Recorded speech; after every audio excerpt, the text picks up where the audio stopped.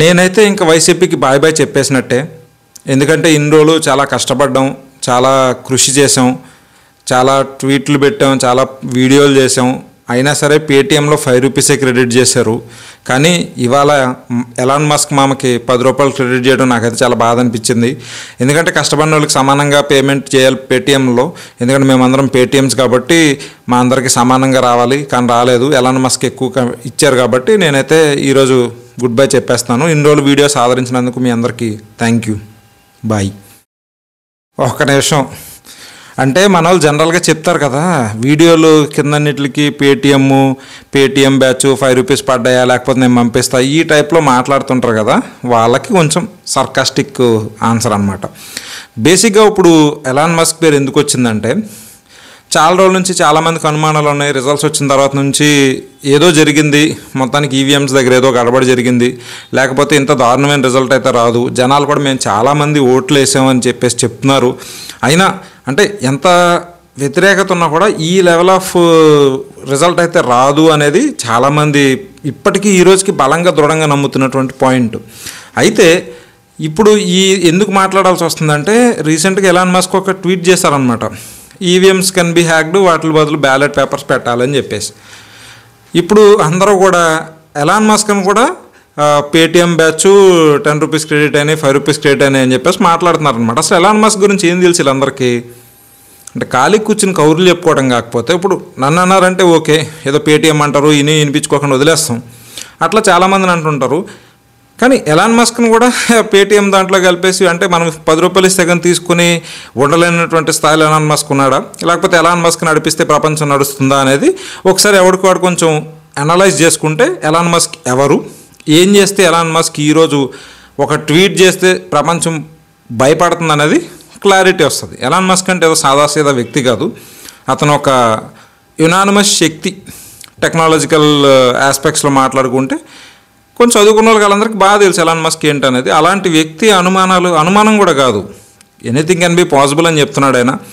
గ్యారంటీగా చేయగలుగుతామని చెప్పేసి, దానికి కౌంటర్గా లేదు చేయగలుగుతామా చేయలేము అది ఇది అని చెప్పేసి కౌంటర్స్ చాలామంది మాట్లాడినప్పుడు సింపుల్గా ఎనీథింగ్ కెన్ బి హ్యాక్డ్ అని చెప్పేసి సింపుల్గా సింగిల్ స్టేట్మెంట్లో నరికేశారు అనమాట. సో ఆయన సజెస్ట్ చేసేది ఏంటంటే, బ్యాలెట్ పేపర్కి మూవ్ అవ్వండి, ఈవీఎంస్ని మైన్యూట్ అమౌంట్స్లో అయినా సరే, మినిమం అమౌంట్స్లో అయినా సరే హ్యాక్ చేయడానికి పాసిబిలిటీ ఉంది అనేది ఎలాన్ మస్క్ ఇచ్చినటువంటి ట్విట్టర్లో మెసేజ్. ఇప్పుడు దీన్నే రాహుల్ గాంధీ గారు భుజాన్ని ఎత్తుకున్నారు, ఆ ట్వీట్ని రీట్వీట్ చేశారు. అండ్ దాన్ని ఇప్పుడు కొంచెం ఫామ్లోకి తీసుకొస్తున్నారు అనమాట. ఈ ఈవీఎంస్ అనేవి మ్యానిపులేట్ చేయగలుగుతారు, so ballot paper is better అనేసి. అండ్ రీసెంట్గా జరిగిన ఎలక్షన్ మీద కూడా చాలామందికి అనుమానాలు వస్తున్నాయి.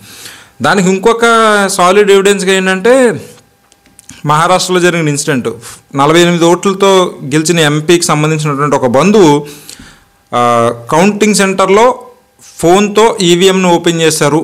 మొబైల్కి వచ్చినటువంటి ఓటీపీ ద్వారా ఆ ఫోన్ నుంచి ఆ ఈవీఎంను ఓపెన్ చేశారు అనేది ఆరోపణ నిజం చేస్తూ ఆయన మీద కేసు కూడా ఫైల్ అయింది. ఇప్పుడు అది ఇన్వెస్టిగేషన్ ఫేజ్లో ఉంది. సో ఇలాంటివన్నిటిని ఎలక్షన్ కమిషన్ ఖండించకపోవటం, చాలా బలంగా దృఢంగా ఖండించకపోవటం అనుమానాలకు తావిస్తుంది.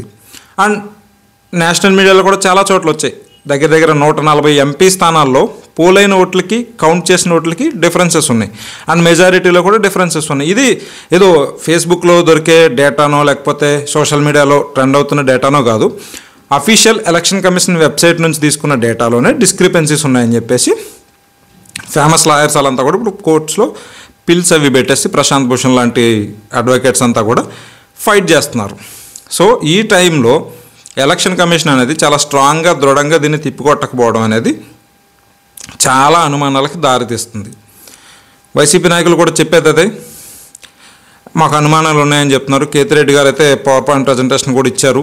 న్యూస్లో వచ్చిన ఆర్టికల్ని బేస్ చేసుకొని డిస్క్రిపెన్సీ ఎక్కడ ఉంది ఎంత ఉంది అనేది కూడా ఆయన ప్రజెంటేషన్ ఇవ్వడం జరిగింది.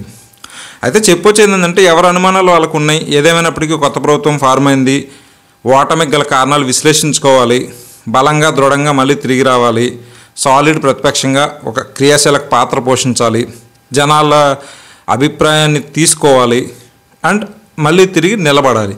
ఇది ప్రస్తుతానికి వైసీపీ దగ్గర ఉన్నటువంటి యాక్షన్ ప్లాన్. అయితే దీంతోపాటు న్యాయ పోరాటాలు కొనసాగుతాయి. అండ్ ఈరోజు మీరు చూసుకుంటే జగన్మోహన్ రెడ్డి గారు కూడా బ్యాలెట్ పేపర్ తోటి వెళ్ళాలని చెప్పేసి ఒక స్ట్రాంగ్ మెసేజ్ అయితే ట్విట్టర్లో పెట్టడం జరిగింది. న్యాయం జరగడమే కాదు, జరిగినట్టుగా కూడా కనిపించాలి అనేది, అంటే చాలా ఇన్డెప్త్ మీనింగ్ ఉన్నటువంటి ఒక ఎంక్రిప్టెడ్ మెసేజ్ లాగా మనం దాన్ని చూడాలి. ఏదో జరిగింది, మొత్తానికి రిజల్ట్స్ అయితే వచ్చాయి, గవర్నమెంట్ ఫామ్ అయింది. సో కొత్తగా ఫామ్ అయిన గవర్నమెంట్కి ఆల్ ద బెస్ట్ చెప్పగలుగుతాం. అండ్ ఎవరైతే నిరాశ నిస్పృహల్లో ఉన్నారో వాళ్ళకైతే ఒకటే చెప్పగలుగుతున్నాం, జీవితంలో గెలిపోవడం అనేవి పార్ట్ అండ్ పార్సిల్. ప్రతిసారి గెలవం, ప్రతిసారి ఓడిపోం. కాకపోతే మనోధైర్యం, గుండె నిబ్బరం రెండూ ఉండాలి. అది మీ అధినాయకుడు మీకు చూపిస్తున్నప్పుడు మీకు అది అలవాటు చేసుకోవడం పెద్ద ఇష్యూ ఏం కాదు. So fight back strong, come back strong. And ఒక 5 రూపీస్ పేటిఎం చేయొచ్చు కదా, అంటే ఇది అర్థమయ్యే వాళ్ళకి అర్థమవుతుంది.